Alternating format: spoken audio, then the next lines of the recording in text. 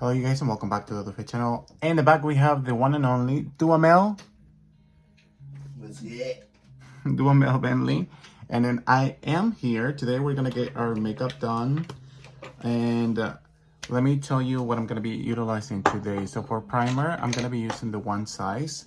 This is the Secure the Sweat Dry Till Dawn Primer. To me, it says you won't sweat your makeup, right? Mm-hmm. The day I wore it, I did sweat. But at the end of the day, my makeup really did look fresh. Yeah. So, I don't know. I gotta try it again. But I did sweat. Yeah. First things I heard about this primer when it first came out, it was that, oh, it just doesn't work. It breaks my foundation, you know, or like it's not longer lasting. It's a little thicker consistency. And you just warm it up first in your fingertips and then you apply it, massage it, and press it into your skin without tugging into it. Yes. Have you used this before, Dama? I have not, no. Really? So I think it's highly encouraged that whenever you're using anything on top of that, you're pressing it instead of rolling it. Because I feel like this product will break. Yeah, I agree. It's a big learning curve to use this, for sure. Which is fine, you know. In the meantime, I'm gonna let it sink in because you have to let it sink in. I'm gonna do my brows. I do like a very natural look on my brows. But you know, so far I have enjoyed his products from Patrick Star, and I haven't tried the House Labs. I heard it's really amazing. I personally haven't tried it. I actually bought it like a while back, but Domel suggested this and he has tried it before. Stamp it, baby. So he knows what he knows. Wait, how many? 1 pump or 2 pumps? 2 pumps is fine. Try that one first. Okay. See, it's very liquidy. It's very liquidy. And then the shade that I will be using today, it is shade number 310 medium warm. So it has been a while. I got color match with that foundation. Okay, like, Brittany. You wanna do 2 pumps? Perfect. Let's see. So how do you like this foundation, Mo? You've tried it before. Yeah, I have it and I do like it. I think it's very luminous and I think it's very natural and wearable and comfortable. Does it remind me to Luminous Silk? You know, interesting point. The texture is very similar to Luminous Silk. It's very glowing. It is very glowy. And these have skincare properties in there as well. There you do. Yeah. It looks natural. It is very cute. Let me see. Let me see. Let me see. That color looks good. I think you did a good selection. Thank you. Here, there's a little speck here if you want to add a little bit more. Okay, so we're gonna add. So 2 pumps, right? Do you feel like that was vibe? Or Yeah, that was a vibe. For concealer, I'm gonna use 260N. Just like to add a little bit there. But on myself, I prefer sponge. Especially the client is like, I like natural looking. Yeah. Fingers, clean, sanitized hands, you know, applying makeup with fingers or blending certain makeup pieces with fingers makes a lovely difference. It really does. It really does. And you know what? I actually like this concealer. I would like for Domel in the near future, to try it out because I think he's gonna like the consistency. But right now we have so many. We have from Flower Beauty, Charlotte Tilbury, you name it, we have it. Right, Domel? And I think that he is been enjoying his makeup routine lately. Let's see, I'm trying to cover or blend, excuse me. Here's a sponge. Yeah, that looks really good. A YSL sponge. Oh. For powder, I'll be using the Anastasia Translucent Powder.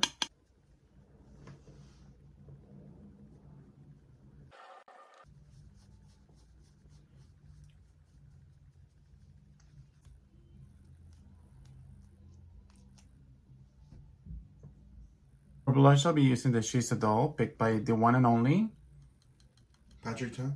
Duhamel Bentley. And Domel, do you want to be the one putting it on?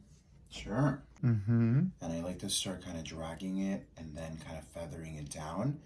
Main reason why I like to do this is because a lot of the times we go right into, you know, the apples of the cheeks or X, Y, and Z place. And remember, it's a focal point.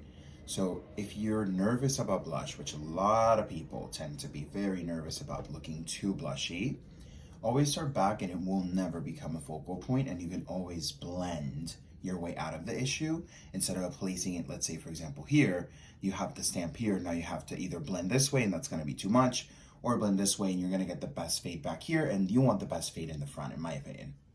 You're very smart. Where did you learn that? You know, the streets, honey. You are, if you were to wear makeup today, which colors would you like to wear? Like, what are the colors for summer? And blushes? And blushes. Ooh, honestly, I'm vibing with like reds and anything orangey that looks kind of like a sun-kissed vibe. It's a vibe. 100%. It's a vibe. I think the type of colors became Do you more... like that placement? Do you like that blend? Do we need more color? Let me see. Let me see from the front. It's very natural. Not not as like impacting, but it's very beautiful and gorgeous. Like almost, you can't even see it. Like, come grab me, you know? The Patrick Ta? Yeah, but their products are amazing. Yeah, like they sold out right away online, and I think to me it's just like, wow, like how much, like lately marketing and people just buying into more makeup. But that's just kind of like the thing, like someone says, oh, look at this primer or look at this moisturizer, and then everyone is jumping into their wagon to just go and get it. Yeah, especially with the TikTok motion. Yeah. It's just interesting, it's a different way of life and the promotion services of it. And like even for people who do YouTube like us, like we've been doing YouTube for so many years, and seeing people on TikTok blow up in a matter of months when we've been trying for years, it's interesting to see. And the people that succeed, how quick they are quick to change. Yeah. So it's interesting. I wanna start exploring maybe using a little bit more TikTok, but at the same time, I'm not sure. Like things change in a matter of seconds. Okay, are you happy with that blend? I am. Check it in the mirror. I am. On our previous home, we had an AC in Riverside, right, Amel? Yeah. On our last home, we had central air. Yeah, and then on the one from Florida, we had AC. We've always had AC, I think. Yeah. But this one has been the roughest of the roughest. Baby. And we went beautiful. From AC to no AC in the summertime, which it was very challenging, to put it nicely. Yeah. So we ran right out. We were like, let's get a portable AC, honey, because we're not living this life. Oh my gosh, yes, I 100% agree with you. I still remember the days when we first moved into this place. Yeah. And it was hot. It was a year ago, actually. It was a year ago. Remember we were in the middle of the move a year back. Oh my gosh. That was so stressful. I hate moving. Let me see. We've done it so many times that we're drained. We are like, Yeah. And do you feel at home now? Hell no, girl. But I'm closer to home. You are closer to home, girl. Girly. Do you feel at home? I feel like home. Girl. I feel like I feel comfortable in my home, but I don't feel at home. I feel like every single time that we've moved, I have adjusted myself to the point like this has to be home for the moment. You do. That's true. Like there's no other way. Like I think we all want, and let me know in the comments down below. We always want like the best, our home, like something that's ours, that we work for, something that we built. But unfortunately, not in all the cases happens. You know what I'm saying? Concerns, which I don't enjoy. And to me, I just think that having a house, it's fun and all fun and games, but just like the Mel said it. Personally, I think that it's a lot of responsibility, and you don't get to see how much a responsible adult has to deal with until you're one of them. You're like, oh my gosh, like I never thought about it. Like I never thought. I always knew my mom would say things like, oh, I have to buy this, pay that. But it's interesting because I feel like what we have to go through today to get a home is not the same that our parents had to go through in the past. You know what I'm saying? Like it was more accessible back then, and I feel like... You think so? Yeah, even the time that they had to spend in the home is so different, because with us, we live a very hectic Which one life. should I do, Mel? Wake up, go, run, come back home when it's all nighttime, and then let's do it all over again. You know what I'm saying? It's a rat race every single day. This is the first time I'm doing the Pat McGrath Aquamarine Dream. That's such a pretty color. And that'll really bump your brown eyes. And also the pink makeup. As Lady Gaga would say, in those brown eyes. It's been a while since I hear. I'm excited to see if Mel Gaga. Oh my Gaga If Lady Gaga is gonna come up with any new album. album. I know. She did really good on her last one. And what's the name of it? Chromatica? Yeah, yeah. Her name isn't Alice, but she will keep looking for Wonderland. Was she though? Oh, oh, oh. Wait, oh goodness. I'm excited. I'm excited because Romeo's a mastermind. Am I a mastermind? Taylor You are. Swift, is this you? Is that what she She said? has a song, yeah. It's called Mastermind. She's coming to Los Angeles. Is she? Yeah, I think this is the weekend that where she's coming. We can't afford it. I would love to. She's see sold her. out already, I think. Oh. Well, never mind. We just couldn't get the tickets then. You can make me laugh right now. No, we couldn't get the tickets. They were sold out. I looked them up. It's like La Karol G. Oh, Karol G is coming. If you don't sold know, out too. Karol G is a Colombian singer, and she's very popular for her heartbreak songs. She's a rapping motion, baby. Would you consider rap or hip hop, or is it the same? I don't know. I would call her urban music, Latin urban music, because I feel like she does some pop, but she does, like, mainly she's really focused and hounded on, and low-key, I feel like the success she's had is because of like, the real Latin urban concept. Mm-hmm. So I don't know. What do you think? I think I sometimes I think about it and I wonder, like, if I were to be the young Felipe that I was when I was 10 years old or 12 years old, and I really enjoyed Britney, I don't think I would listen to that music. To the Karol G? Yeah, to reggaeton. Honestly, but she's a vibe, though. She is a such vibe. She is a beautiful vibe. However, I just say it because when I was growing up, reggaeton was used the majority of the time from people who would bully me.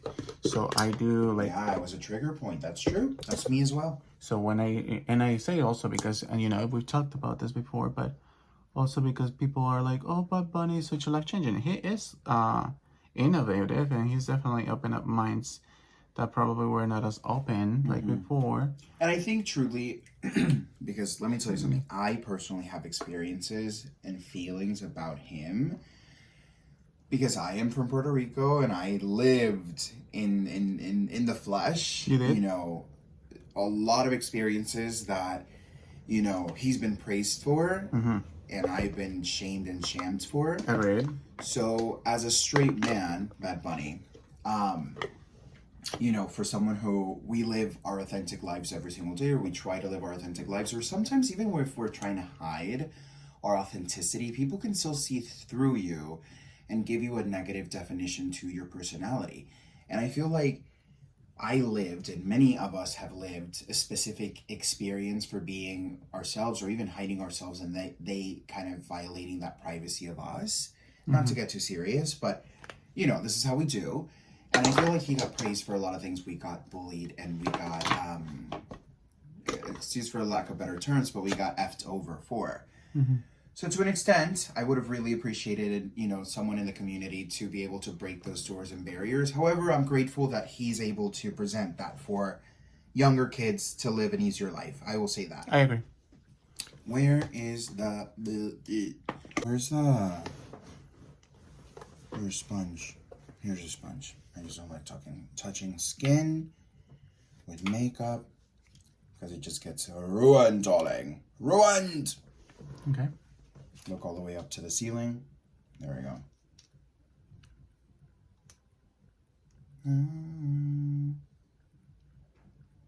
So.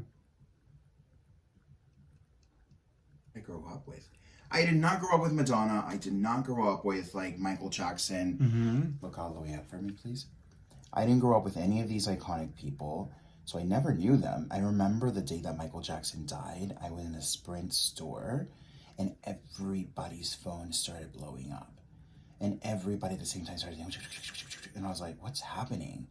And they said, Michael Jackson died. And I was like, huh? Who is that? No disrespect to Michael. I know he's, like, incredible. I learned more about him as I grew, of course. We even live close to where he was born. Gary, Scary Gary, that they call He it. was born in Gary? Yeah, in Indiana, I think. I didn't know that. That's cool. I grew up listening Do we have to. a brush that I can smudge?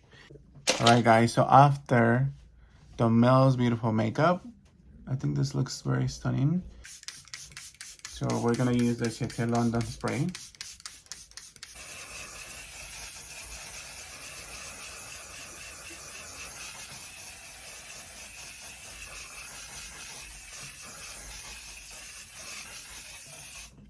Hello you guys and welcome back to the channel. So this is what my makeup looks, I want to say